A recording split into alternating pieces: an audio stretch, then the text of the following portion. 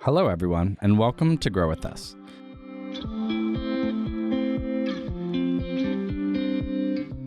My name is Evan Barton, and I'm your host who helps create conversations with the innovators and leaders of a growing tech center in Tulsa, Oklahoma. The Grow With Us podcast highlights InTulsa Talent's work of bridging Tulsa talent with tech opportunities and the revolutionary work around the city. InTulsa's mission is to connect talented individuals and companies to stimulate economic growth in Tulsa and to create more prosperous communities across the region. Each episode, Grow With Us discusses the growth of opportunities, the growth of communities striving for change, or the tech and innovation that is changing the landscape of Tulsa. On this episode of Grow With Us, we are in conversation with Stan Khrapak, the leader of the InTulsa Visa Network. We talk about pathways to citizenship in the U.S. through the InTulsa Visa Network, the opportunity for local corporations and businesses to support foreign nationals interested in relocating to Tulsa, and how this program is providing options for folks with existing visa statuses. Stan, it's so good to have you on this episode. Oh, it's my pleasure. Thank you for having me. It's really great. I love interviewing colleagues and having my colleagues on the podcast. One, because we don't have to, not that I ever fake rapport with anyone on a podcast, but we do have a rapport of knowing each other, seeing each other in the office, and I think it translates really well into an episode. Yeah, absolutely. I think it's a great opportunity for us to kind of connect and learn more about each other and explore that common ground even further. Oh, yeah. I'm excited. So, Stan, go ahead and tell or Grow With Us audience your story in whatever way you feel comfortable. Sure. Well, I was born Vyacheslav Vitalyevich Khrapak in Kyiv, Ukraine in the late 80s. And I grew up there in Kyiv with my family. Shortly after, as you know, the Soviet Union broke apart, and it was not the best place to kind of grow up. You have a lot of inflation, joblessness. So my family and I were looking for other opportunities. So we actually wanted to move to the U.S. And we ended up moving to Chicago when I was about 6 years old. My father was a PhD geophysicist, and my mother was a geophysicist as well. Wow, that's what a career path. That's so cool. Yeah, it's interesting. I mean, they went all over the Eurasian continent doing their field work, and then that's actually where they met, was in the university. That's awesome. Yeah, but when we came to Chicago, actually on refugee status from Ukraine, my father was running a pizza route, and my mother was working in an ice cream store and cleaning houses while we were trying to get on our feet. And it took about a year for us to kind of get settled. And my father found work in the Dallas-Fort Worth area with a energy company, kind of finally found that job that matched his skill set. Yeah. My mother retrained to be a computer programmer during that time too. So we moved to Texas, and that's kind of where I went to middle school and high school. And then I went to the University of Oklahoma after receiving a scholarship, and that's what initially brought me to the great state of Oklahoma. Yes, we're glad you're an Okie now. I'm not gonna disrespect Texas on this podcast at all. Yeah, thank you. So it's quite the journey from Kyiv to the University of Oklahoma. I met my wife there at OU in graduate school, and we did the Norman thing for about 8 years, and decided to bust out and moved to Colorado, where I had started my higher education career, and then we decided to move to Tulsa, and was part of the Tulsa Remote program that brought me here. So that's a summary of my journey from international borders to Tulsa, Oklahoma. No, I love that. I like that there's multiple stops along the way, different environments, and I think it's interesting because our paths, if I'm comparing you versus me, I haven't left Oklahoma very much. So it's, I'm sure you are enlightened by lots of experiences of other places and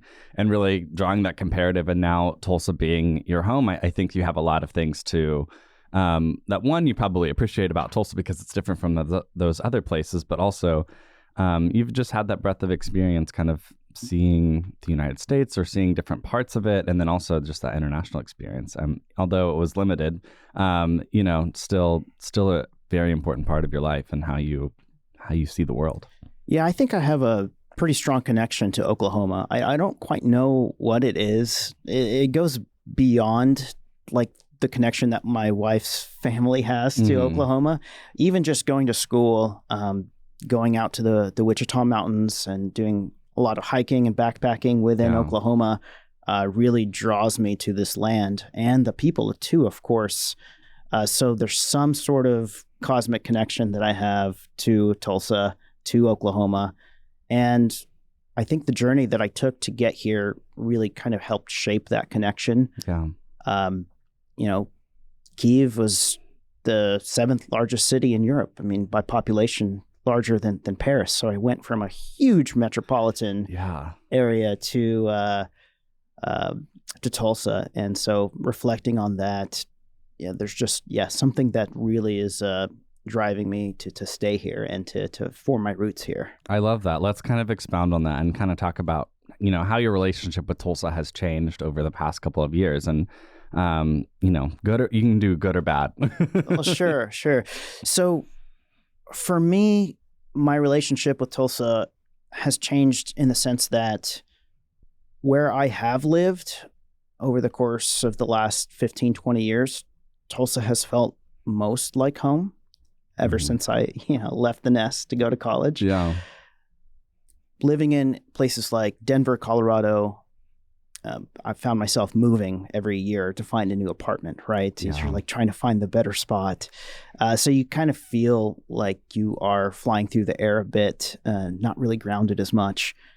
And when I came to Tulsa through as I mentioned, the Tulsa Remote Program, I did feel very welcome here. And that was just an incredible feeling. Not only welcome in the business side of things, but more so in the community side. And actually, my mother's family was Jewish, and I wasn't really able to identify myself as Jewish up until I got to Tulsa, which now I feel a sense of comfort. And I was actually becoming more and more involved with the Jewish community. For instance, I was invited to join the Community Relations Committee for the Jewish Federation of Tulsa. Was able to start giving back locally. Coming from a place like Ukraine, my mother's side of the family had, expressed that in their childhood they had suffered a lot of discrimination for being Jewish. And I was always afraid of identifying that way growing up. And when I came to Tulsa, there was a thriving Jewish community. And that enabled me to start feeling more comfortable with that side of my heritage. And it was just one of the best feelings in the world to be welcomed, both professionally, be welcomed in the sense that I could be myself and explore every part of myself. Tulsa for me has allowed me to open up and to just be more of myself than I have ever been in my life. And so can't really say that was the same experience in many other places. Yeah, I totally understand. I guess the sense in which I can relate is just like my sexual orientation being something I'm also scared of, that I would be persecuted for. It's interesting to think that like how location plays into that, where your expression of identity is the safest. And I struggle with the idea that it's unsafe for anyone to be, I guess, for people to not be able to be who they want to be and there's persecution and there's segregation and there's all of these different ways that we put people down for just being their own identity.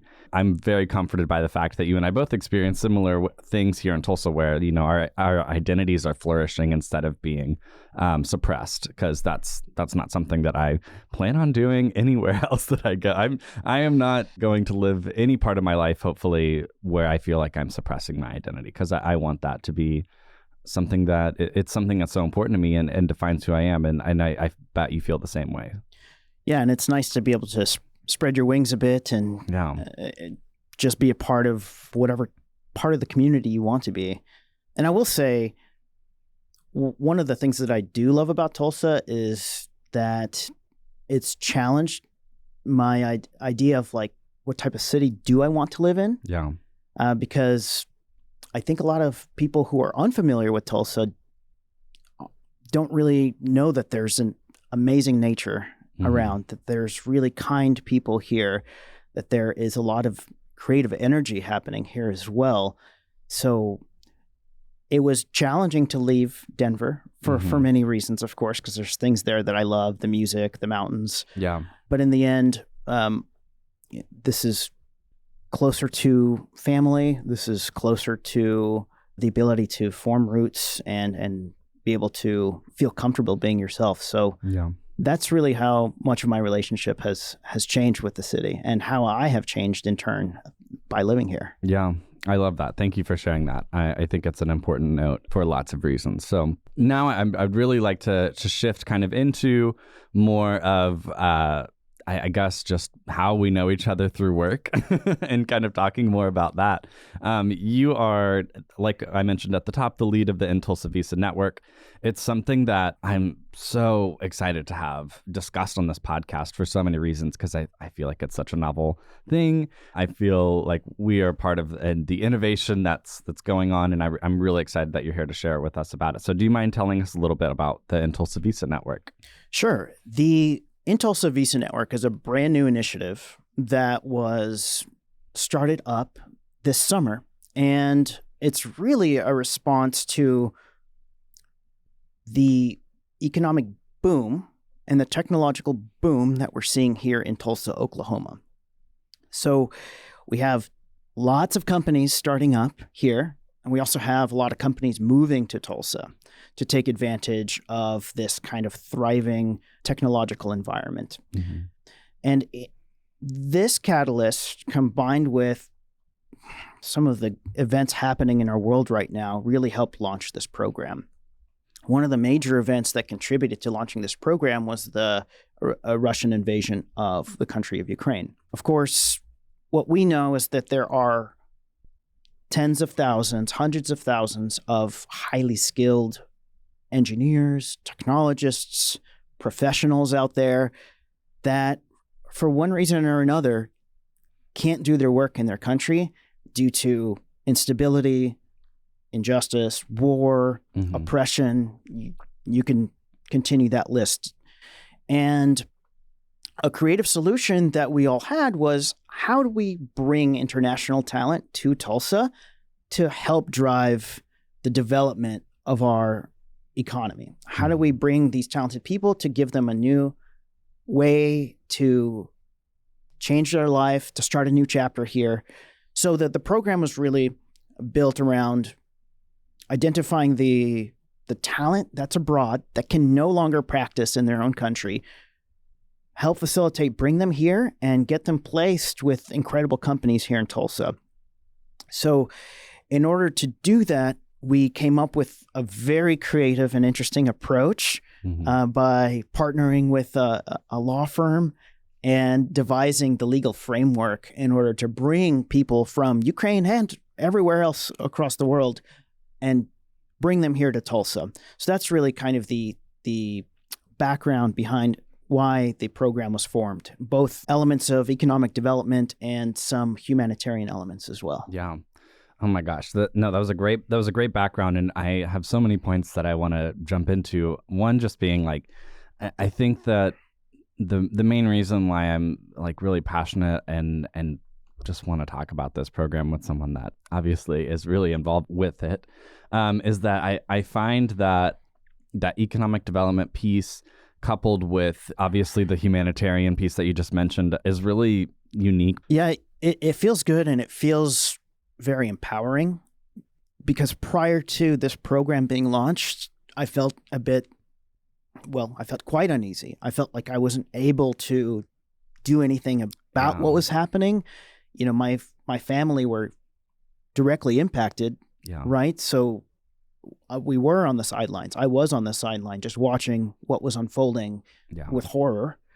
And this actually gives me some tools to help a few people. Yeah. And it's very exciting to see what other types of populations can we work with. Certainly, we're not limited to Ukraine, but that is a strong focus of ours right now, because it's happening. There's an impending crisis, Yes. Unfortunately. I think that you're the best person to answer this question as well, you know, and we've already touched on it just a little bit, but how do you think that this work is new and innovative for the Tulsa-based job market?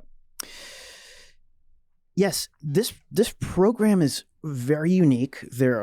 From the research that we did, there's not really a lot of programs that are doing exactly what we're doing. Mm-hmm. It really has 4 different elements to it that make it a very unique type of initiative. The first I alluded to briefly was this partnership with the law firm, which enables us to create the legal framework to help bring people here and also help them be put on ideally a path to permanent residency.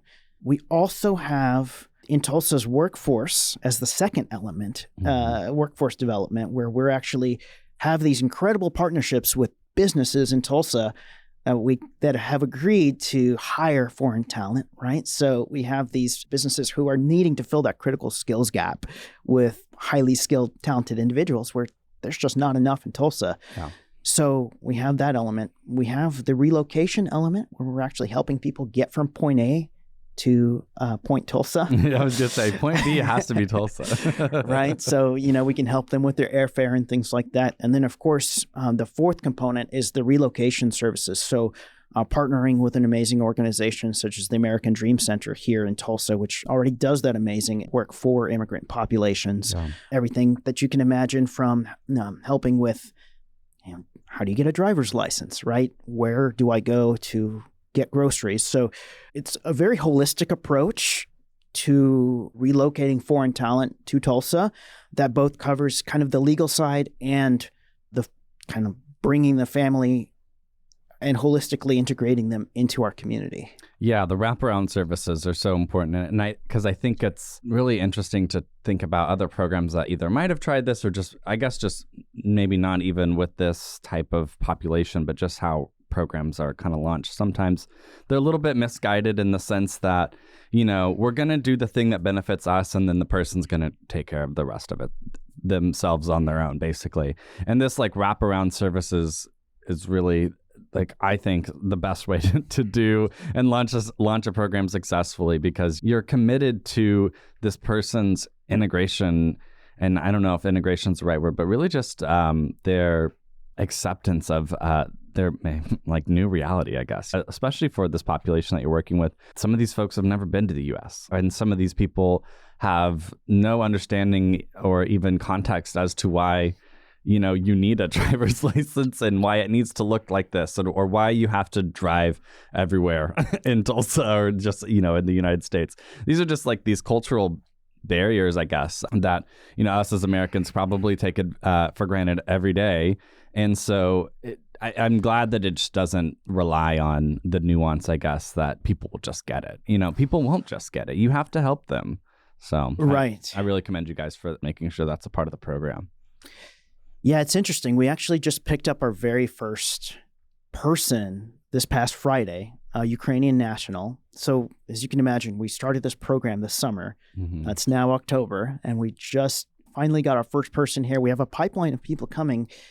But just picking up that person from the airport really gave me a sense of pride, gave me a lot of confidence that what we have been working for has actually come to fruition. Yeah.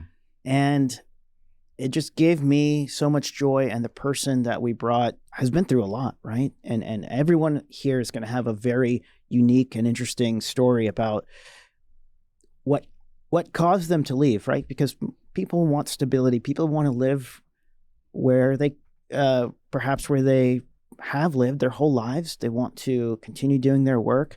So learning these stories and being a part of that move from a foreign country to the U.S. and doing so in a way that enables them to continue to do their great work and join a wonderful company. That's really, it was really a warm feeling. Oh, I bet. No, it warms me up right now. Like, just because there's so many things. I think also just like their first experience of the United States being Tulsa is really interesting too.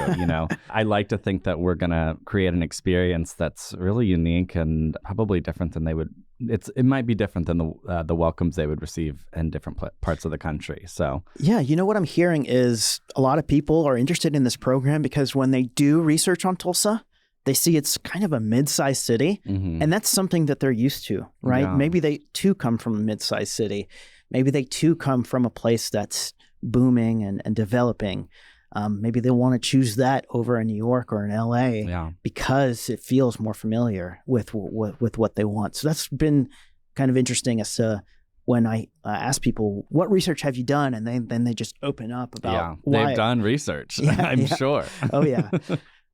I think that's a great point, because really you want to do everything in your power to make sure you understand the context of the city that you're going to. But I think it's different when you meet the people.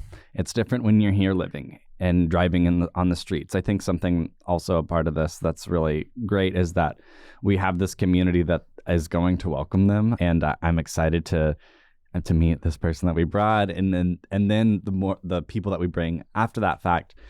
Because I think that they're going to be so additive to this space. I know that that's something that we want to guide them to, but I feel like they're going to feel a calling or like I don't know. I don't want to put too much pressure on them to do this. It's just like, I hope that we're creating the space for them to, I guess, like grieve a little bit, like this huge move that they had to make kind of against their will. I want Tulsa to be like that comforting place and a place that they can call home as soon as they feel comfortable. So, yeah. It's going to be interesting to see what are some of the patterns that we pick up from people coming here. Is it all opportunity based, or is it all based on wanting to give back? So I'm very excited to see how these people add to our community. For me, one of the things that has really been apparent is the people I've been speaking to have already made a decision to come to the U.S., right? Mm-hmm. We're just giving them this opportunity to be here in Tulsa and create something very unique. One more point that I'll talk about as if I know what I'm talking about, but not really, is our visa, like the whole visa process, I think is just this huge beast. I mean, just being an undergrad and knowing a lot of folks that were here internationally and what that meant for their statuses, that means that they are only here for the time that they're enrolled in school. And when you're not enrolled in school, like basically go back is how that system works. And so I don't know, it was just such a jarring thing, obviously, for them to be so excited about the opportunity to be in the U.S. and to study here, but really the only thing tying them here was that university experience. And what if they didn't want to leave? Like, it was just so bizarre to me that that's how strict we are when it comes to immigration policy. I don't know, that maybe now we're getting into the politics of it, but I just find it really fascinating how people had to navigate those situations. And I think that it's great to have a partner. Yeah, gosh. I've had a crash course in immigration policy over the last 4, 5, 6 months. Yeah. Of course, our partner law firm, Quarles and Brady, have been the legal experts in guiding the way that we should approach this program, of course, in coordination with us. And it is really fascinating. Being an immigrant myself, I was quite young, so I didn't really quite grasp how difficult it was to become. You weren't like holding your passport to everyone or showing anyone whatever documentation you had. You were a child. Yeah, I mean, I came here with a backpack. That's all I knew. Yeah. And now, but really just kind of hearing about people trying to come to the U.S., how difficult that truly is, how much expertise and guidance is really required to do it effectively and correctly. It's been a very interesting journey, and I'm learning more and more every day, getting on all the newsletters, finding out what's going on with immigration policy, because that's really going to help drive the future iterations of the visa network that we have in Tulsa. Yeah. And we're excited to learn more and open up new pathways for people. So yeah, it is challenging, and we're here to kind of navigate those waters. I love it. Let's talk a little bit, or I guess I'll ask you a little bit. How does this program currently serve underrepresented populations? Well, certainly, as we've covered, we're working with the Ukrainian population now who are made a decision to come to the U.S. The current presidential administration has allowed up to 100,000 Ukrainian people to come to the U.S. So we're hoping to identify highly skilled Ukrainian people who are wanting to come to the U.S. through that program and help them land a job and put them on a pathway to permanency through that job. So, of course, that is one of the pathways that we're working on right now. We also have the ability to work with existing H-1B holders, and these are highly skilled individuals who are already in the U.S. The H-1B allows them to be here for a limited amount of time, but we can actually, through the right pathway, put them on a pathway to residency and permanency. And for a lot of people who have no other option but to leave up until maybe working with us, this gives them the ability to stay. So, I mean, imagine living in a place for 5 or 6 years, making all your connections, growing your career, but then you have to go back. And some people would want to go back, and some people might want to continue their careers here in the U.S. and continue contributing to our businesses and companies. So we also give the people with an H-1B the ability to potentially change jobs too. So if you're stuck in a job that your legal residency is tied to, but you don't like where you work, there are people in that situation too. So we can help them change their careers if it's temporary or permanent, perhaps. And H-1B holders, there are many of them in the U.S. from all over the world. And so when you have an H-1B holder who is here in the U.S., something might happen in their country that would make it difficult to go back. Instability, war, oppression, changes of regimes.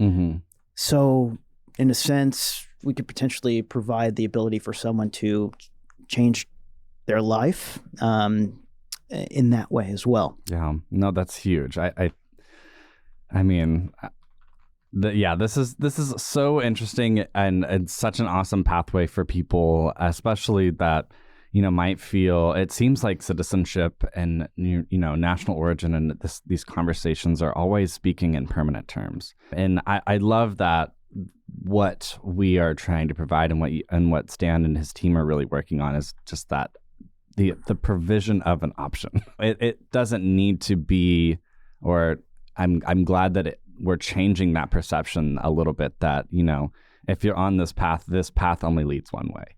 I think the optionality is really something that maybe this generation of people, or just how human nature is kind of evolving, is to have options, because I don't know, it feels like that's the way that we should have options. I don't like the idea that everyone has to do something that's either inside their fate, or that choice is made from someone else. So that's a huge additive to the human experience, I guess. It's just providing more options. So it's awesome.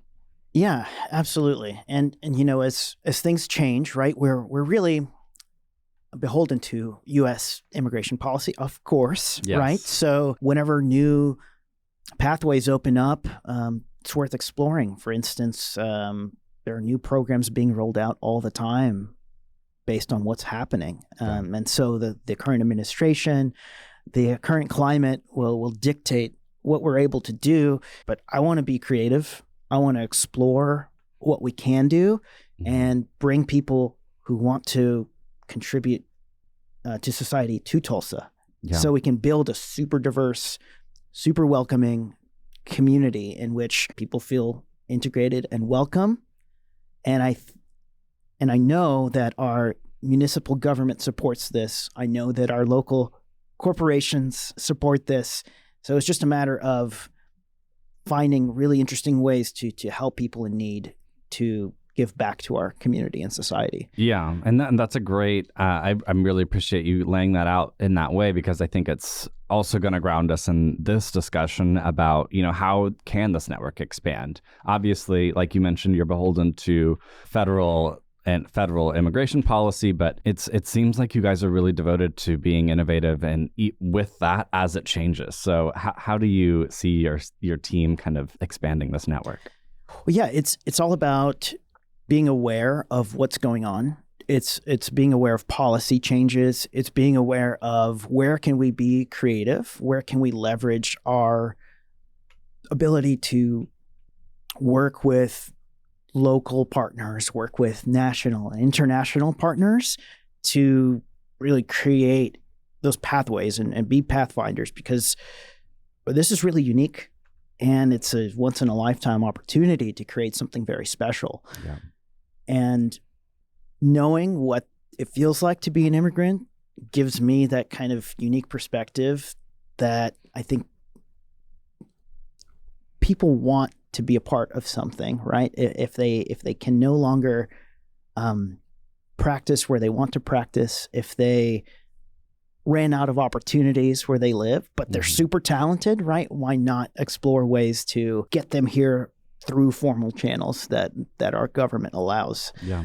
So I think creativity and awareness are going to be two big factors there. I think I love what you just said, mostly because there really is the only way to be creative is in this network, and with these limitations is to just continue to push the envelope and continue to be there for people, continue to hear what people need, respond to those needs, work within your parameters. I mean, I think that's the only way forward. That, you can't say we're gonna do this and destroy this system or whatever, because that's just not how you can actually serve the people. You're gonna actually serve the people by listening, doing your research, knowing what's going on, and then responding. I really think that that's the main thing. And one of the reasons why I love that even the genesis of this program was a response to something. So just continuing to be plugged into current events, national affairs, international affairs, and then responding to that need is the best way that I think that this program is going to grow.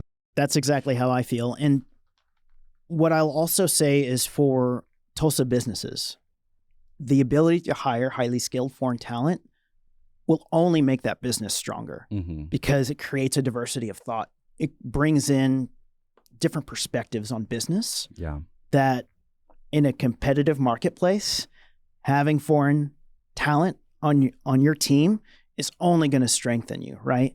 So if we're looking at a workforce that's homogenized, right, that's going to be less competitive than a workforce that has a diversity of thought. So for Tulsa businesses looking to hire foreign talent, I think it'll only make them stronger. And I think regionally, it'll make us stand out in this part of the country. 100%. Stan, this has been amazing. I really appreciate this conversation, your radical candor, and all of the amazing pieces of information that we've got from this. Go ahead and tell anyone that's listening ways that they can get involved, apply if this is applicable to their citizenship status, or just ways that they could interact with the InTulsa Visa Network. Of course. So the best thing to do would be to go to InTulsa.com and look for the Visa Network there. People can apply directly. Certainly, if you are a Ukrainian national and have strong skill set, want to come check out Tulsa or talk to us about coming to Tulsa, you can apply. If you have an existing H-1B, you're living somewhere outside of Tulsa and want to come here to continue your work or find a new job, you can apply as well. And if you are a Tulsa business who has international talent abroad, we can help bring your talent here. So InTulsa.com, look for the Visa Network there. And of course, I'm always open to have a conversation with any individual or business leader who is interested in these services. And that would be my recommendation. That's awesome. Thank you so much, Stan. I really appreciate it. And thank you for being on this episode. Thank you, Evan. For our listeners of Grow With Us looking for new opportunities, please join our talent network. To stay in touch with our featured jobs and opportunities at InTulsa, visit talent.intulsa.com. That's talent.intulsa.com. By joining our talent network, you will get access to our newsletter where you can stay up to date with our latest career advice, featured opportunities with InTulsa partner companies, and our placement success stories. Be sure to subscribe on Apple Podcasts and Spotify to be notified when more episodes of Grow With Us are released. Let us know what you think about how we're doing by rating and reviewing. Huge thank you to our editors at Rant9 Production and Jesse Ulrich. This has been Grow With Us.